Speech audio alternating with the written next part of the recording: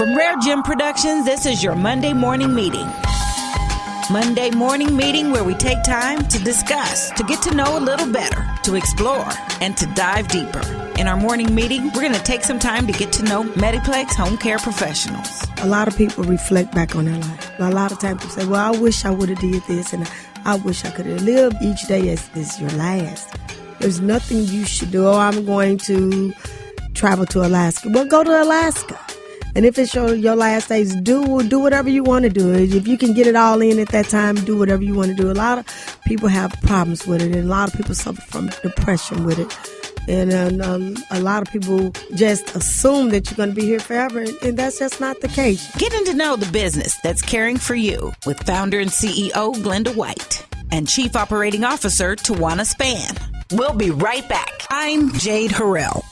If you or a loved one are discharged from the hospital and need help, call on Medi-Plex Home Care and Hospice. With our comprehensive home health services, our professional and caring nurses and therapists will come to your home, assess your medical needs, and work with your doctor to design a plan of care.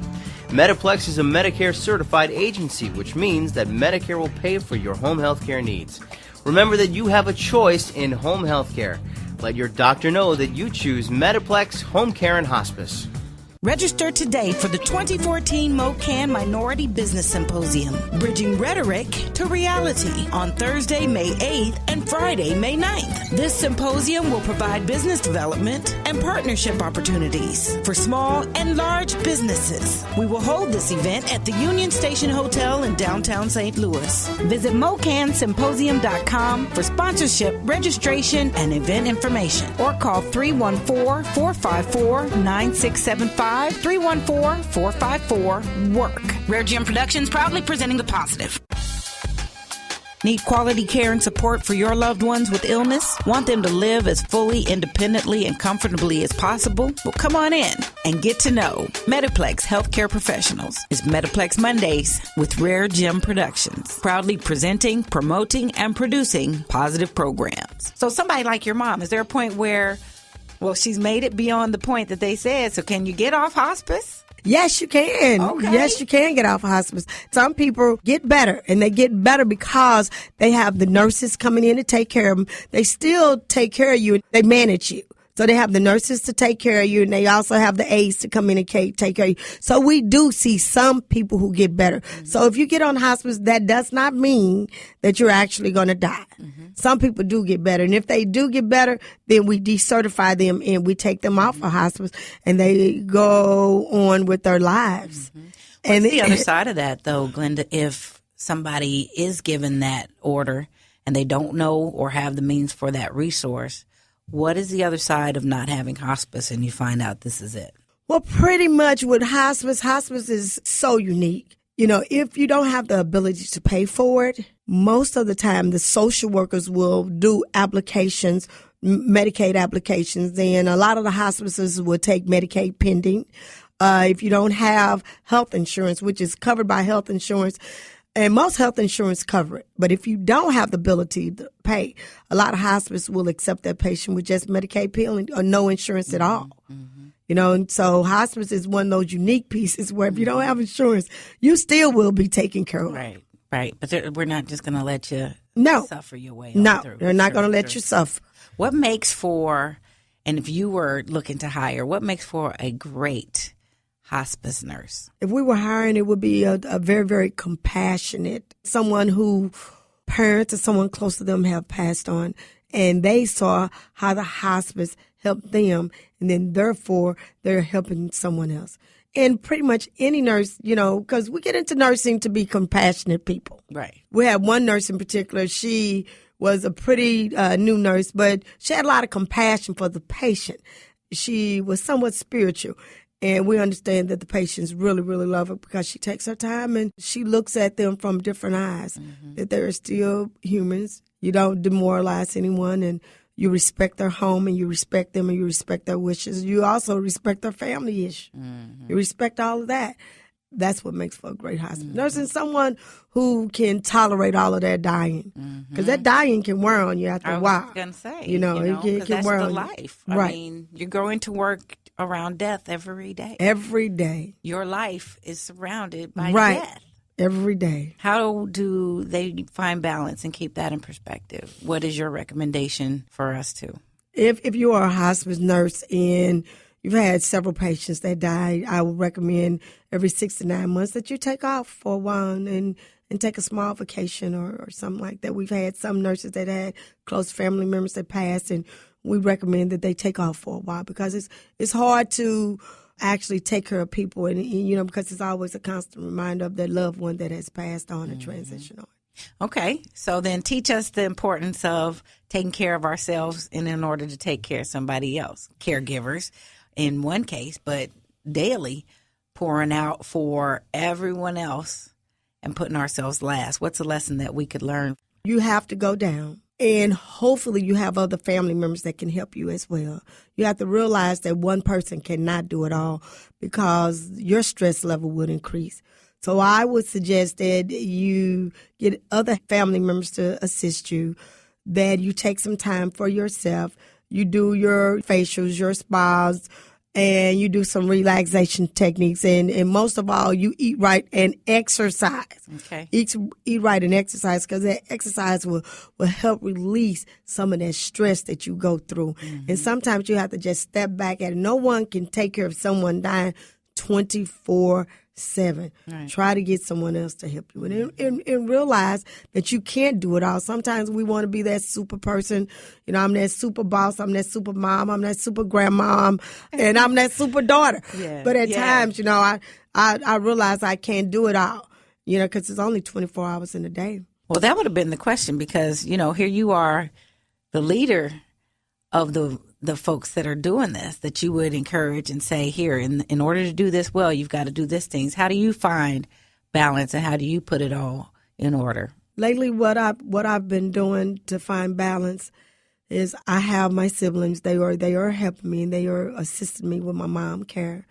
And I get up every morning, and like I say, it's a job, and I'm still helping people. Now, I find gratification in actually taking care of people and helping people, whether I'm helping them as a nurse or if I'm helping them to be a better entrepreneur, mm-hmm. or if I'm helping them to be a better mom, whatever I can do to give back, that, whether I'm helping them with non-for-profit stuff, anytime I'm helping somebody, that helps relieve those endorphins for me. Okay. Whether I'm helping to be a better significant other, okay. All of the things that I realize help me relieve stress. Mm-hmm. Those are the things that I do. But what I found that's very, very good for me lately is I've started picking up a book. I pick up a book, I read, and reading has helped me tremendously. Yeah. And I'm reading and I'm working out. I'm going to the gym, right. And I'm actually reading. So I read, and sometimes I've decided that I'm just going to read to my mom. So I pick up the Bible, and if she wants to read the Bible, or if I, got a book and I just want to read, do you want to hear this? And, so I just read. Mm-hmm. And reading has helped a lot. What should we do when we're at the point of living and there isn't an end in sight, that we often miss and forget when we are told that our days are numbered? Well, I guess you have to look at everything. A lot of people reflect back on their life. A lot of times people say, well, I wish I would have did this, and I wish I could have lived each day as your last. There's nothing you should do. Oh, I'm going to travel to Alaska. Well, go to Alaska. And if it's your last days, do whatever you want to do. If you can get it all in at that time, do whatever you want to do. A lot of people have problems with it, and a lot of people suffer from depression with it. And a lot of people just assume that you're going to be here forever, and that's just not the case. We're happy with a birth when someone comes into the world, and when we're not as happy with a death. Mm-hmm. And now deaths are a celebration, so you just have to celebrate the days that you have. And you have to be a good person, and that's how I am. I try to be a good person. I know it sounds cliche, but I try to be right by people and try to be a good person, try to be a better boss, a better mom, a better sister, a better daughter. Right. Just try to be better. Right. Are you ready to celebrate with your mom? Well, no, you're never ready to celebrate with your mom, because to have to wash your mom up, it always reminds you of the fact that she did these things for you. So I don't want to tear up, but it always reminds you when you're actually taking care of your mom like that. It always reminds you that this person here took care of me. So then you're taking care of them. And it's just a different perspective. It's a very, very different perspective. So I'm not willing to celebrate with my mom, but as my mom stated, if he does not remove this disease, I know he's able. So you have to just realize that he's able. He's always able. And that's why I really like the fact that she said that, because she's not okay with dying. My mom doesn't want to die. Right. But as she stated, even if he does not remove this disease, he's able. That's right. That was the best statement ever. But no, I'm not ready. Even though my mom was a hellraiser.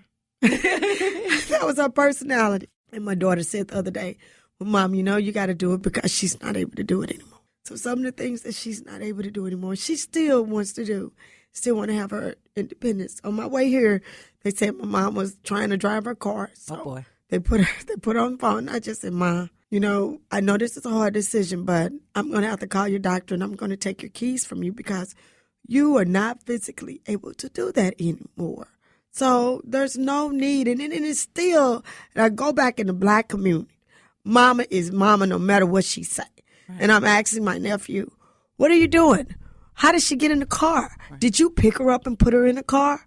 But then it comes a time when we have to say that we can't do it. And it was a hard conversation, but I had to say, Ma, if you drive that car, I'm going to call the doctor and I'm going to have him take your keys from you. And then I'm going to have to take the keys. Right. Because you run the risk, you can't stay up, you're nodding all the time, the medication that you on, sometimes you sleeping, I'm talking or I'm reading, you're falling asleep. Well, if you drive the car, the risk is you may have an accident. My nephew's in the car with you. Right. You may kill him, kill yourself, kill somebody else. Right. And we just don't need that. So I told him, why don't you drive her to the bank? Right. Why is she? Well, she said, well, no. Right. When it comes to a place and a point in time, we have to take charge. And the roles are reversed. Mom took care of you. Now we have to take care of Mom. And we have to make those hard decisions to keep Mom safe, not only to keep her safe, but then somebody else's child, son or daughter, somebody else's mom, somebody else that she could hit, cause an accident, So we want everybody safe. So we have to make those hard decisions. Those are hard decisions. Those are hard decisions. It was really hard, but hey, I'm going to have to take the keys, Ma. Right. So I'm thinking now, when I take these keys, what that's like for her. I take these keys, it's going to be a fight. But, I'm not worried about spankings anymore. And I got a lot of spankings. I'm not worried about spankings because guess what? She can't catch me. She can't catch me, right? She's not going to be able to move that fast to still be that hellraiser. She's not going to be able to do that. But I'm going to have to talk to her. And everything is a challenge. Mom, it's time for you to go to the hospital bed. Honey, you got to get a hospital bed because it's a special mattress that they bring out on hospice to help with any type of skin problems you may be having. So, these are the things that happen. I don't want the bed. I don't want the bed. I want the bed. Well, let me call the doctor. Well, he has to say, well, you have to have the bed. So now she's in the bed and, you're in a hospital bed. Well, I don't want to do you have to go to the hospital bed. Wow. So it's all these different changes. It is. So now, you have to wash Mom up. You have to take care of Mom. You got to make sure she's clean and fresh. You got to keep her bottom together. You got to start doing your turning routine. So after you're doing all this, if we're doing all this, how you going to drive? Your reflexes are not the same. What's a turning routine? A turning routine is, you want to make sure you turn every 2 hours when someone is bed bound so that their skin will not break down. So, you want to get circulation to different parts of the body, more or less the lower end or any area that have bony prominence, which you lose weight, then you got bony areas on your hip. You got bony areas on the side of your knees, and especially your butt and your cocks and all those bony areas of your elbows and stuff like that. You just want to make sure.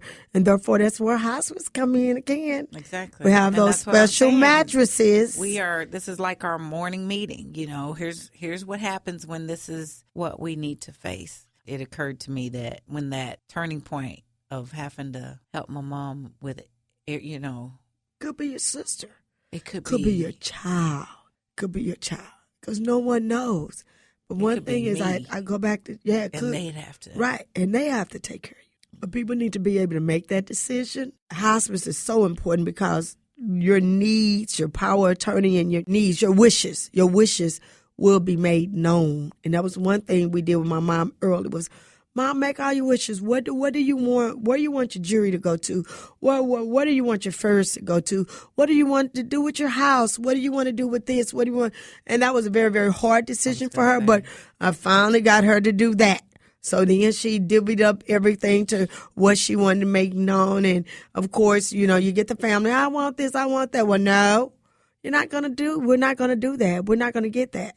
It was just a matter of notarizing, and everybody knows this is the way it's going to go. And all these things are necessary, though difficult, necessary conversations to have. Do you all at Medi-Plex help with that?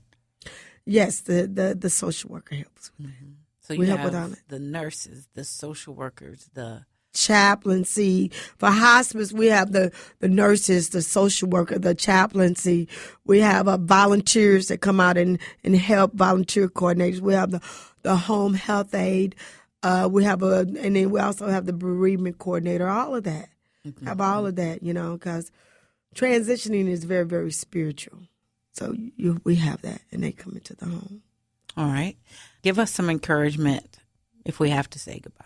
Well, not if, because we all do at some point. When we have to say goodbye. My encouragement is to love that person, and whatever their needs are, and however they are. Like my mom is not accepting of that, so that's not what we talk about. We're not around the house saying, "Oh, this disease," we don't even mention it. When if she stumbles or if she falls or, we notice she's having accidents on herself, we just, do whatever we need to help her up, keep her encouraged, clean her up, whatever we need to do. And she said, "Oh, why has that happened? Why is that happening?" Well, we all know why it's happening, but we're not constantly stating it. We're trying to make her happy, whatever she wants. Besides driving, we're not going to do that. We're going to make her safe. We're going to work with a hospice nurse and the hospice team. We call the hospice nurse at all time. We're always working with her.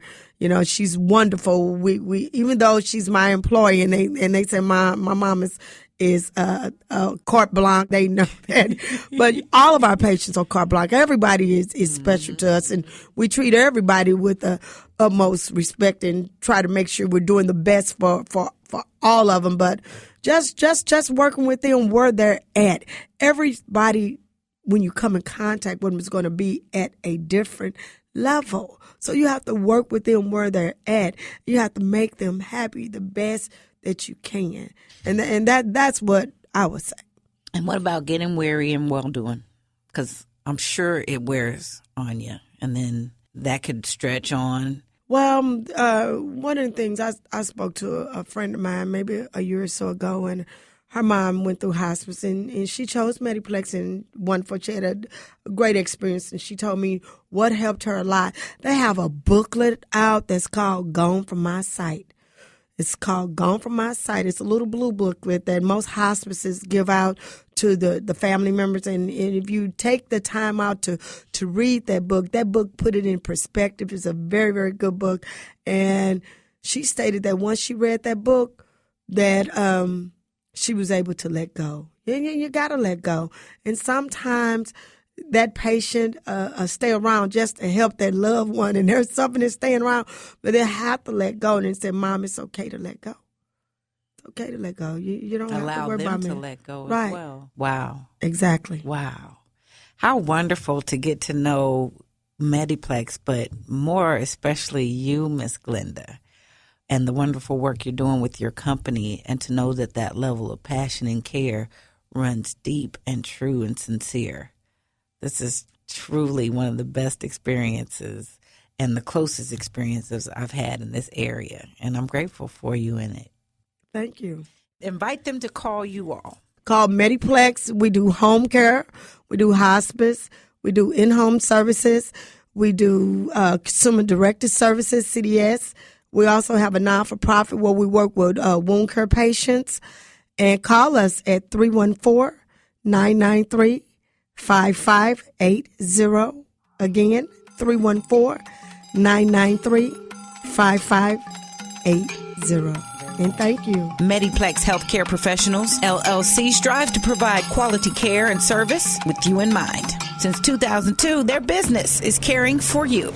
They have skilled home health services in nursing care, physical therapy, speech therapy, occupational therapy, home health aid services, and medical social services. With 2 locations in St. Louis and Swansea. For questions and referrals, call 314-993-5580 in Missouri or 618-222-6778 in Illinois. Visit them on the web at mediplexhhc.com. This is your Monday morning meeting with Jade Harrell, another positive production of RareGem Productions, proudly presenting, promoting, and producing positive programs. Learn more at OneRareGem.com. That's OneRaregem.com. Thanks for listening.